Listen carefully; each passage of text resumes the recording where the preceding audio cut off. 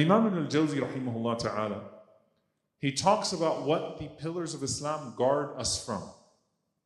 And ultimately, I want you to see that the pillars of Islam break us off, or they guard us from, two things.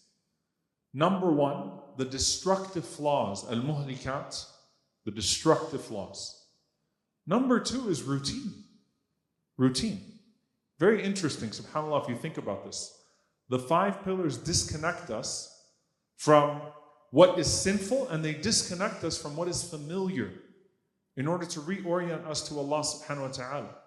When it comes to disconnecting us from al-muhlikat, cutting us off from destructive flaws, the first part of the shahada is negation. La ilaha. There is no God but Allah subhanahu wa ta'ala. La ilaha illallah.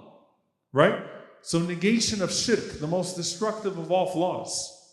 Disconnecting you from the idols, disconnecting you from shirk, disconnecting you from worshipping anything besides Allah subhanahu wa ta'ala. Salah, inna salata tanha anil fahsha'i wal munkar. Prayer is supposed to protect you from wickedness and shamelessness. It's supposed to disconnect you from these things. La rafatha wa la fusuqa wa la jidala fil hajj.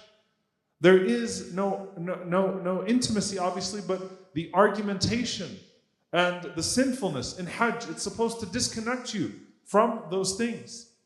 And your zakah is supposed to disconnect you from greed. And your siyam, the Prophet ﷺ is saying about fasting, whoever does not give up idle speech and acting upon it, then Allah Azza wa Jal has no need for them to give up their food and their drink. All of them disconnect us from something, the sins of the tongue, the flaws of the tongue, or the flaws of the eyes, or whatever it may be, but they're disconnecting us from these destructive flaws that can overtake us and that can lead us to a path of destruction. So they protect us from al-muhlikat. They protect us from the destructive flaws, but then they protect us from routine. And this is very profound, because I'm going to bring it to something that we all find ourselves with, or many of us find ourselves with in this day and age in regards to routine.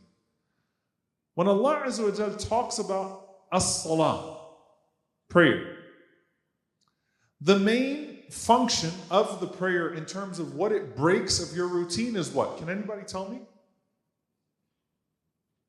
Inna as-salata kanat kitaban mawquta. The prayer is to be established on its time. Salah disrupts your time. It stops you from getting into the routine. You know, they talk about the rat race or the cycle. It stops you from getting caught into that. It cuts off your schedule, cuts off your time.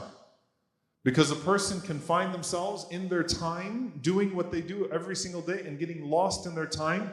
And that routine can overcome them to where they don't ever take a moment to actually be purposeful within the midst of that routine of time. So it breaks off your routine of time. The function of siyam is to break off your routine of consumption, food and drink.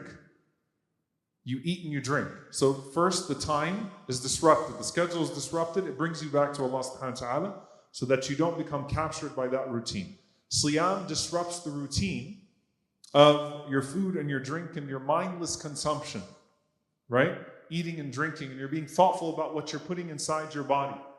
Zakah disrupts the routine in the general sense of charity, because zakah used to mean in the early days of Islam, before it was defined as an institution, the purification of wealth, meaning it was interchangeable with sadaqah, with charity as a whole. It disconnects you from your earning and your spending, right? And getting attached to this idea of earning and spending and how you deal with your money. Now, subhanAllah, if you think about what that actually does to you, number one, there is an implicit recognition. Allah owns my time. Allah owns my consumption. And Allah owns my earning and my spending. Allah owns these things.